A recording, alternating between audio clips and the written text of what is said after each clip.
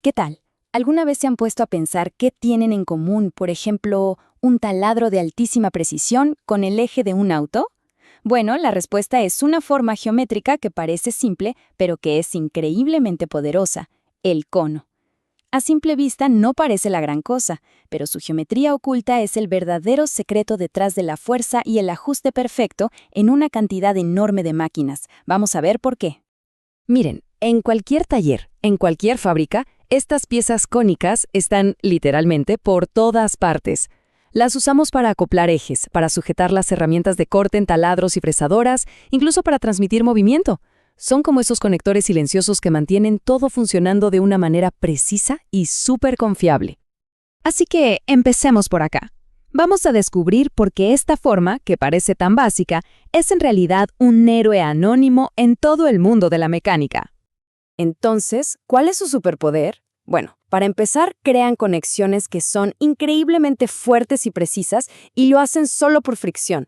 Además, y esto es clave, se centran y se alinean solitos, de manera perfecta. Permiten también un montaje y desmontaje súper rápido y, por si fuera poco, transmiten el torque sin necesidad de usar chavetas o tornillos extra. Por eso, desde la industria automotriz hasta la aeroespacial, esta forma es indispensable. Ok, ahora sí vamos a meternos en la parte más técnica del asunto. Hay dos términos, conicidad e inclinación. Muchas veces se usan como si fueran lo mismo, pero en el mundo del mecanizado son conceptos muy distintos, y es vital, de verdad, entender la diferencia. Pensemos en la conicidad como si fuera la pendiente total del cono. O sea, mide cuánto cambia el diámetro de un extremo al otro. Esta medida es fundamental porque define la forma general de la pieza, así tal cual como aparecería en un plano de diseño. Es la visión completa, digamos. La fórmula para entenderlo es súper directa. La conicidad no es más que la diferencia entre el diámetro más grande, D, y el más chico, D, dividida por la longitud L. Con solo esos tres valores, la geometría completa del cono queda perfectamente definida. No hace falta más. La inclinación, en cambio, es la perspectiva del que está trabajando en la máquina, del maquinista. Aquí ya no hablamos del cambio total de diámetro, sino del ángulo de un solo lado del cono con respecto a su eje central.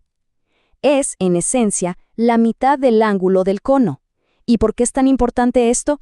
Porque este es el ángulo exacto al que se tiene que ajustar la herramienta de corte en el torno. Y todo esto nos lleva a una relación matemática que es, la verdad, una maravilla por lo simple que es. La conicidad es exactamente el doble de la inclinación. Así de fácil. Si se conoce una, se puede calcular la otra al instante. Es una de esas reglas de oro en el taller. A ver, para que quede súper claro, la conicidad se refiere a la pieza en sí y relaciona sus diámetros. La inclinación, en cambio, se refiere a la configuración de la máquina y relaciona los radios para poder poner la herramienta en el ángulo de corte correcto. Una cosa es para el plano de diseño, la otra es para la ejecución en el taller. Bueno, ya tenemos la teoría. Ahora vamos a verla en acción. Y para eso, no hay mejor ejemplo que el cono más famoso de toda la industria, el cono Morse. Fíjense, los conos como el Morse son del tipo de autosujeción. ¿Qué quiere decir esto? Que su ángulo es tan, pero tan pequeño, que una vez que se insertan con un poquito de presión, la fricción hace que se bloqueen solitos en su lugar. Son ideales para las brocas en un taladro de columna. Por otro lado, tenemos los conos de autoliberación, como los Jacobs. Estos tienen un ángulo más pronunciado, lo que hace que sea mucho más fácil sacarlos. Perfectos para cuando hay que cambiar herramientas a cada rato. Muy bien, ya entendemos el qué y el por qué. Ahora, la pregunta es, ¿cómo lo hacemos? ¿Cómo se fabrica realmente una de estas piezas cónicas tan precisas en un torno convencional? El método más común, el más versátil de todos, es inclinar el carro superior, que también se conoce como chariot. Esta es la parte de arriba del torno que se puede girar y fijar en un ángulo súper preciso. El proceso es bastante ingenioso. El operario afloja este carro superior, lo gira justo al ángulo de inclinación exacto, y ojo, el de inclinación, no el de conicidad, y lo vuelve a fijar. Entonces, al mover la herramienta siguiendo esa nueva trayectoria en ángulo, se va mecanizando el cono perfecto sobre la pieza. Pero, ¿y cómo se sabe cuál es ese ángulo? Bueno, acá es donde las matemáticas se convierten en una herramienta crucial del taller. Con una fórmula de tangente muy simple, el maquinista puede traducir las dimensiones del plano, diámetro mayor, menor y longitud, en el número exacto de grados que necesita para ajustar su máquina. Claro que hay otras formas de hacerlo. Por ejemplo, se puede desplazar un poquito el contrapunto para inclinar la pieza entera. Ese es un método genial para conos que son muy largos y con poca pendiente.